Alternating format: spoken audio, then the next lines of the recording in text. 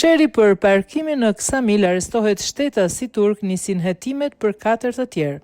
Një person ka rënë në pranga pas sherit për parkim në Ksamil. Mësohet se janë marrë nën hetime dhe 4 persona të tjerë.